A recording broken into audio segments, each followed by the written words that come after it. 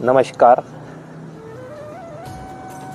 कठिनाइयाँ या समस्याएं ईश्वर का वो सबक होती हैं जिनसे सीख कर हमें अपना विकास करना चाहिए, और उसके विपरीत हम करते क्या हैं? मात्र समस्या समस्या समस्या के बारे में सोचकर या अधिकांश समस्याओं के समाधान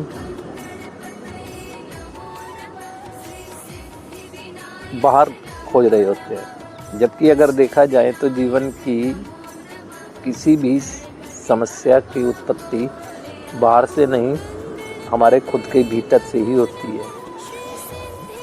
वो जो परिणाम आते हैं वो संभवतः बाहर से आते हैं, लेकिन जो हमारी इच्छाएं हैं ना, वही हमारे जीवन की समस्याओं को जन्म देते हैं।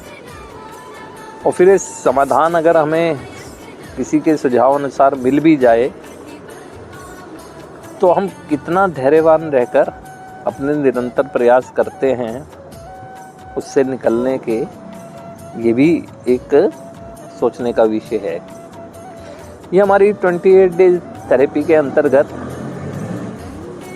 हम किसी भी व्यक्ति की समस्या की उत्पत्ति और समस्या के जन्म की जड़ पर ही इस मॉडल द्वारा कार्य करने के पूरे प्रयास करेंगे।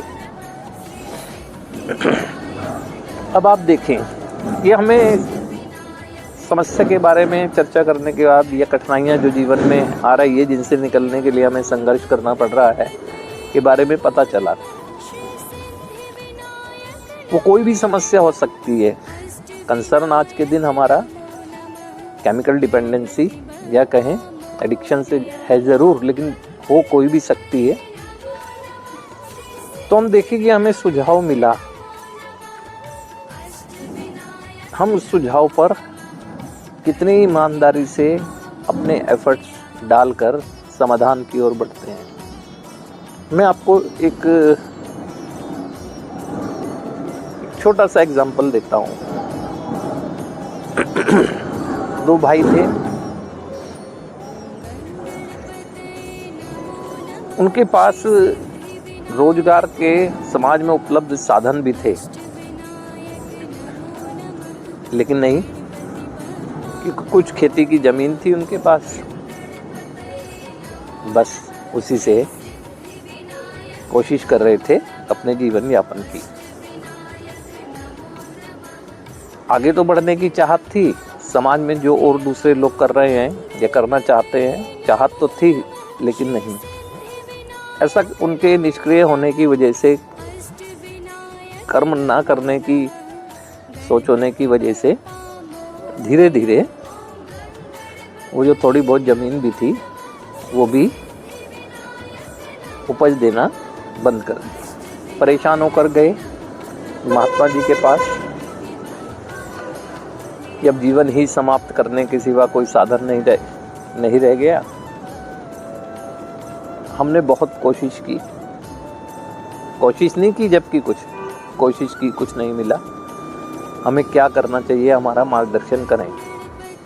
उनके हिस्से में जो ज़मीन के हिस्से आए थे उसमें महात्मा जी ने कहा कि आपका कल्याण होगा,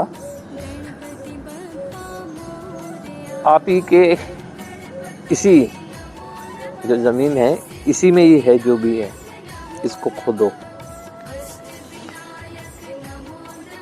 अब एक भाई ने खोदना शुरू किया, 2-4 फुट खोदा, उसे कुछ नहीं मिला। उसने दूसरी जगह खोदना शुरू किया, तीसरी जगह, ऐसे करते करते उसने 10 जगह खोद दिया, मिला कुछ भी नहीं उसे। सब जगह थोड़े गड्ढे खोदता गया। अब दूसरे भाई को कहा कि अपने उसमें खोदे। अब उसने खोदना शुरू किया। उसके अंदर से ये ऐसी इच्छा शक्ति आई कि जब बार बार खोदने से उसे कुछ नहीं मिला और कार्य उसी को करना पड़ रहा है, तो क्यों ना एक ही जगह बैठकर खोदो। तो वो खोदता गया तो अंत में इतना गहराई तक खोद दिया कि वहाँ से उसे जो कहते हैं कि तेल के स्रोत वो मिले।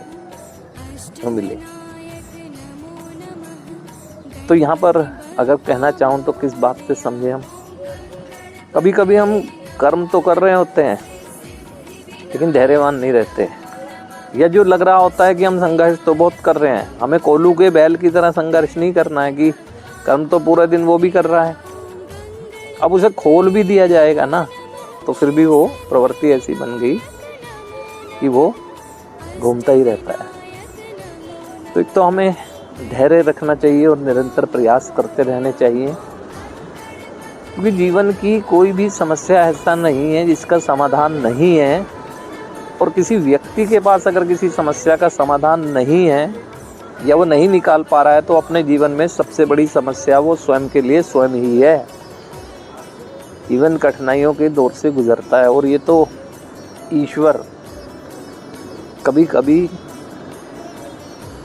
हमारे, वो कहते हैं ना कि कठिनाइयाँ तो हमें सबक बनकर आती हैं, सबक देकर जाती हैं और जीवन में बदलाव का कार्य कर देती हैं। तो ये 28 डेज जो थेरेपी है, इसके अंतर्गत यही समझाने की कोशिश बेसिकली की जाएगी कि अगर हम समय खराब का रोना रोते रहेंगे तो उस समय में तो असंख्य लोग जीवन जी रहे हैं ना, तो सबका तो खराब नहीं है, हमारे साथ रहने वालों का खराब नहीं है तो हमारा ही क्यों खराब है।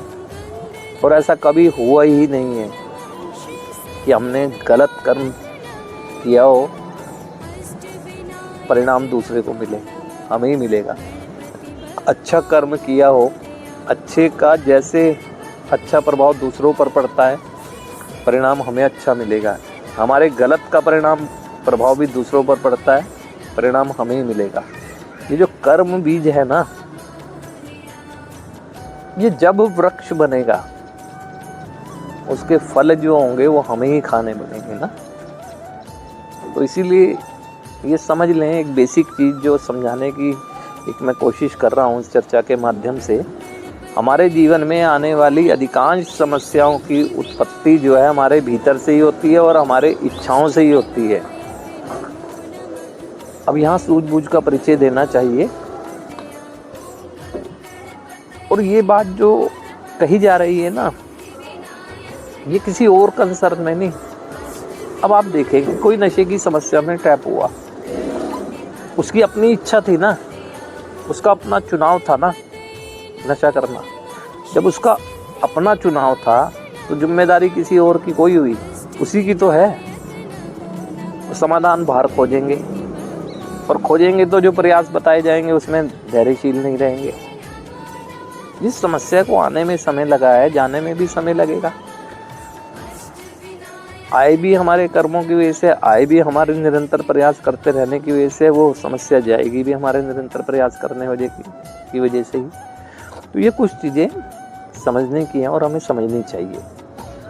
आप लोगों का बहुत सहयोग मिल रहा है, जिससे हमें सही कहें तो प्रेरणा मिल रही है। तो काफ़ी कुछ आपको हम ये बताने की कोशिश कर रहे हैं कि एक अल्प अवधि में भी आध्यात्मिक जीवन जीने का बीज बोया जा सकता है, बशर्ते कि हमारी प्रबल इच्छा हो और हमारा मानसिक शांति हो।